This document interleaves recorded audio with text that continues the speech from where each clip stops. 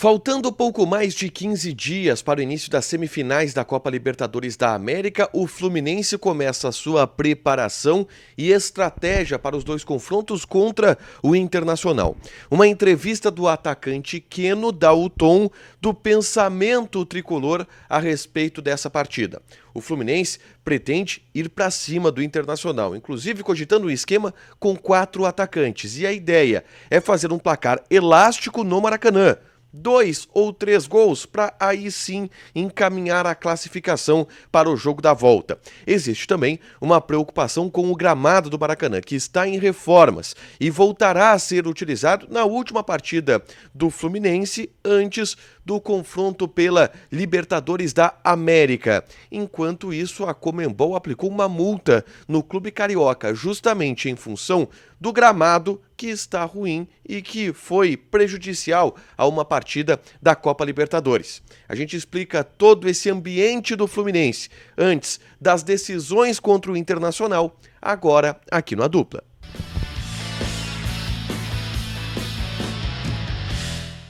Tudo bem, gente? Obrigado pela participação aqui. Não esquece de deixar teu like, te inscrever, de ativar as notificações. Bora falar do Internacional aqui no A Dupla. E nesse vídeo eu quero falar sobre o Fluminense e trazer um pouco do ambiente que se tem no Rio de Janeiro para os dois confrontos da semifinal da Libertadores da América, tá? Primeiro jogo no dia 27 de setembro no Maracanã, segundo jogo aqui no Beira-Rio no dia 4 de outubro. Antes, eu convido vocês a baixarem o aplicativo da Zapay, Z-A-P-A-Y, Zapay. Na Zapay tu faz uma consulta grátis para saber se teu carro, moto ou caminhão tem algum débito. IPVA atrasado, licenciamento vencido, alguma multa que não chegou na porta da tua casa.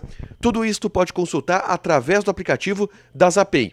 Aliás, com o cupom ADUPLA25, tu tem 25% de desconto nas taxas de operações parceladas em 12 vezes. Então baixa o aplicativo da Zapay para fazer uma consulta grátis no teu veículo, tá?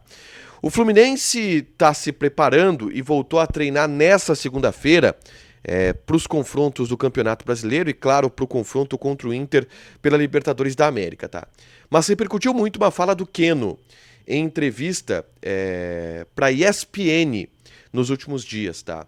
E a fala do Keno, ela demonstra ou dá a entender uma certa, não digo prepotência, mas um certo clima um pouco diferente do Fluminense para essa partida, tá? Um clima de oba-oba, talvez? Pode ser, porque o Fluminense é um time que, e aí vou usar uma expressão nova, é um time muito hypado ultimamente. É o time que vai jogar a semifinal contra o Inter e que, se passar, joga uma final de Libertadores, um título que nunca conquistou, no Maracanã, que é o seu estádio, 15 anos depois de ser vice-campeão da Libertadores dentro do Maracanã. Então, assim, a imprensa do Rio... e eu ouvi, por exemplo, declarações do Mário Bittencourt, presidente do Fluminense, tentando desviar um pouco o foco disso, já fazem comparações com o time de 2008, um revanchismo do Fluminense em relação à derrota de 2008. Mas antes tem semifinal da Libertadores. E o Keno, nesse contexto, deu uma entrevista para a ESPN e falou, por exemplo, sobre como o Fluminense pretende se portar diante do Inter, tá? E a gente sabe que o time do Diniz é um time extremamente ofensivo. E o Keno falou sobre a possibilidade de jogar com 4 atacantes. E que é, diga-se de passagem, um modelo que o time do Fluminense tem utilizado ao longo dos últimos jogos, tá? O Keno em uma ponta, o Arias em outra, Kennedy e Cano no centro do ataque. E ele falou sobre isso. A gente consegue jogar com 4 atacantes. Todos acharam que o Diniz ia tirar um atacante para botar um volante contra o Olímpia, mas não foi assim. Contra o Inter, se ele for mudar ou não, a gente vai dar o nosso máximo independente da formação, a gente tem que entrar para ganhar o jogo. Então, assim, a gente sabe que o time do Fluminense é bastante ofensivo, a gente sabe que esse é o modelo de jogo do Diniz. 4 atacantes é bem possível para enfrentar o Internacional, em especial no estádio do Maracanã, tá? E aí, quando perguntado sobre que tipo de vantagem o Fluminense pretende fazer no Maracanã, em casa, é uma declaração que eu acredito que até tenha sido um pouco mal interpretada, tá? Mas que gera algum tipo de ambiente de... Opa, peraí, os caras estão achando que vai ser fácil assim, um ambiente de oba-oba. Porque a fala do Keno foi a seguinte: o jogo vai ser difícil independente de ser em casa, mas a gente está trabalhando forte. Lá vai ser muito difícil. Então, se a gente ganhar aqui de 2 ou de 3, a gente tem que ir para lá concentrado. Temos que tentar matar o jogo aqui no Rio. Ganhando, a gente tem que ir concentrado. A gente viu como foi contra o Olímpia lá. Não podemos dar esse mole contra o Inter, que vai ser muito difícil. Muita gente encarou isso como uma fala do Keno no seguinte sentido. Não, a gente tem que fazer 2 ou 3 aqui no Maracanã. Vamos fazer 2 ou 3 no Maracanã.